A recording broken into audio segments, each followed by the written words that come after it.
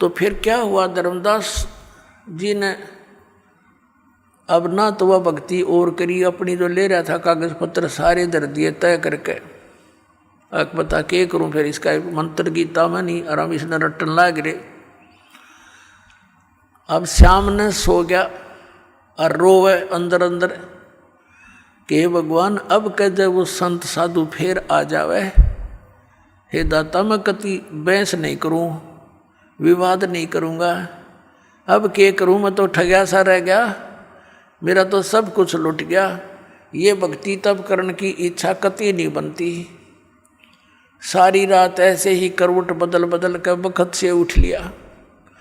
अब उसने सोची खाना बना, उठ के वक्त खाना बना लिया ना तो वो पहले लिपा पोती कराया करता, पूजा पाजा की सारी सामग्री जुटाया करता, रोटी बनाने लग गया वक्त से उठ के। अकीब क्या करूं बता, और तो कोई काम रहा नहीं।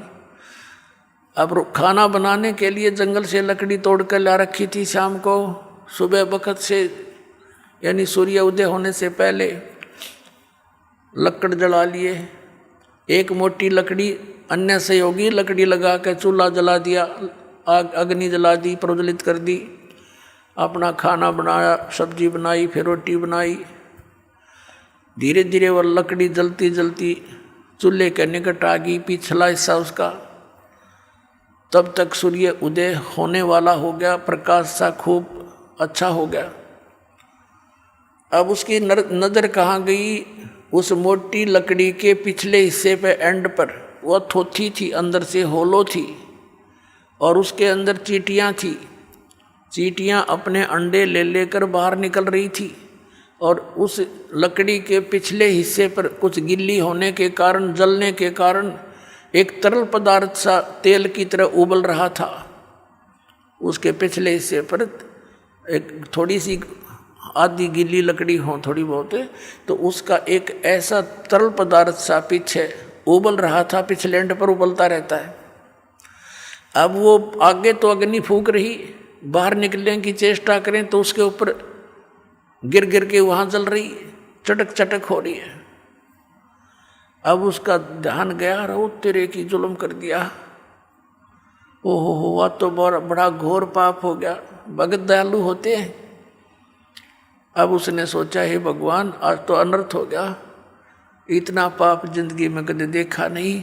अरे यार इतनी लंबी लकड़ी थी, हाँ इसमें तो पता नहीं लाख जल गई, 50,000 जल गई है भगवान चींटियाँ।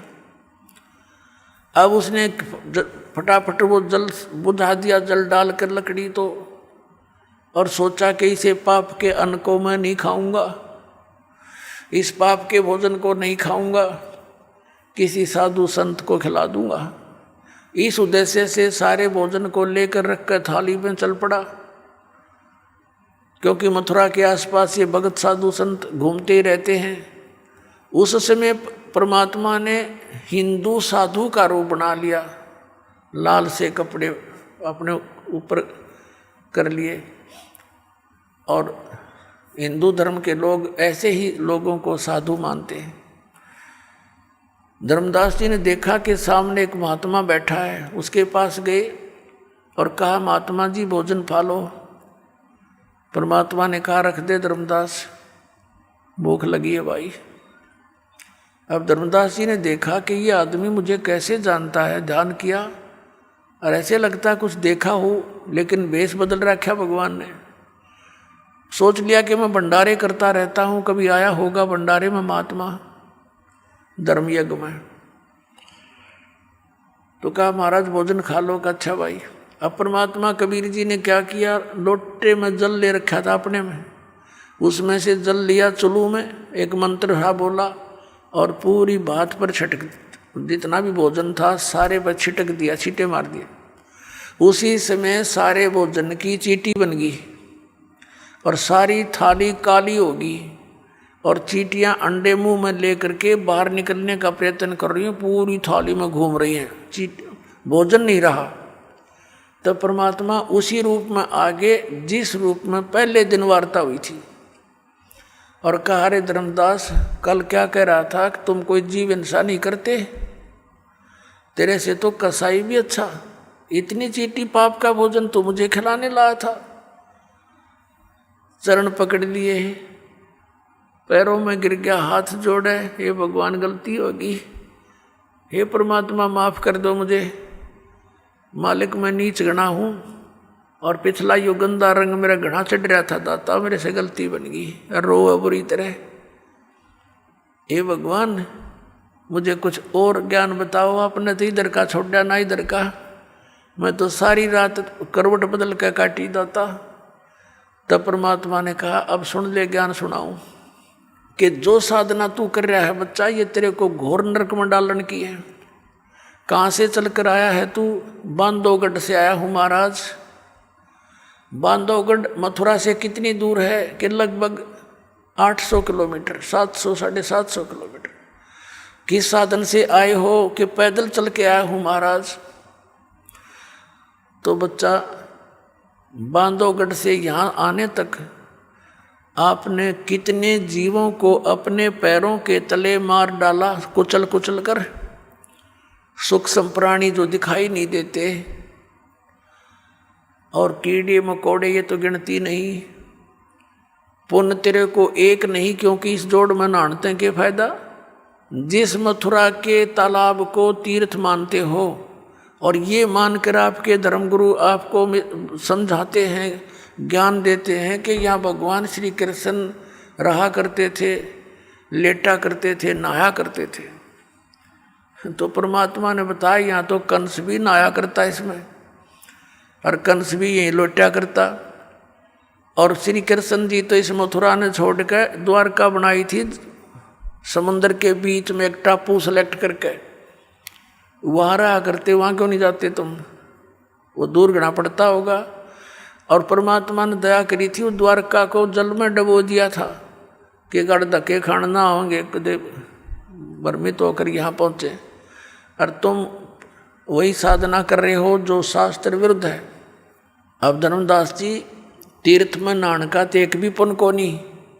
फिर तीर्थ के विषय में बताया कि इसको तीर्थ आपने इसलिए मान लिया कि श्री कृष्ण जी यहाँ नहाया धोया करते, यहाँ रहा करते इस तालाब के आसपास। और अन्य तीर्थ सुन ले, और दूसरे धाम कैसे बने हैं, ये मंदिर कैसे बने हैं। जैसे अमरनाथ का मंदिर जहाँ तुम मोक्ष उद्देश्य से जाते हो बोली आत्माओं, वो अमरनाथ कैसे कहलाया? कि भगवान शिव जी ने अपनी पत्नी पार्वती को उस स्थान पर मंत्र दिया था जिसको तुम अमर मंत्र बोलते हो।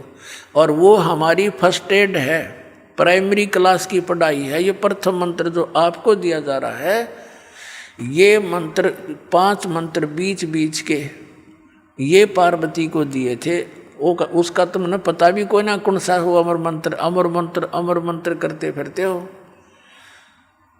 और उस स्थान पर भगवान शिव ने पार्वती को नाम दिया था, जिस कारण से उसने सच्ची लगन करके जाप करके और जितना अमरत्व प्राप्त हुआ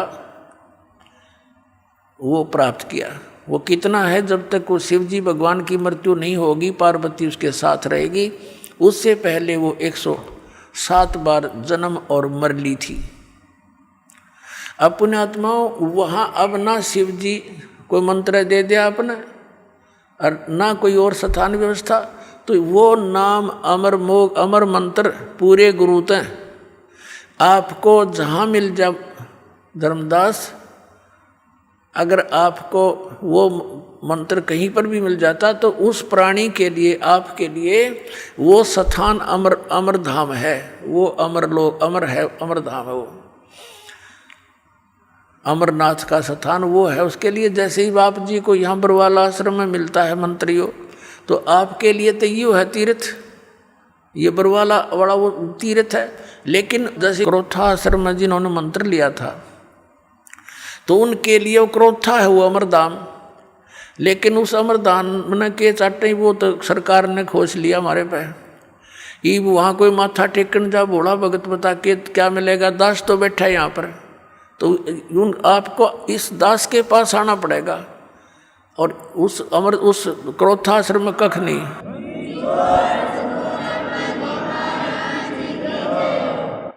तो तो इस प्रकार उनको समझा के फिर बताया। धर्मदास जी कहने लगे, महाराज मेरा कति आत्मा गंदे रंग में रंगी हुई थी अज्ञान से, आपने बड़ी दया कर दी, मेरी आंख खोल दी।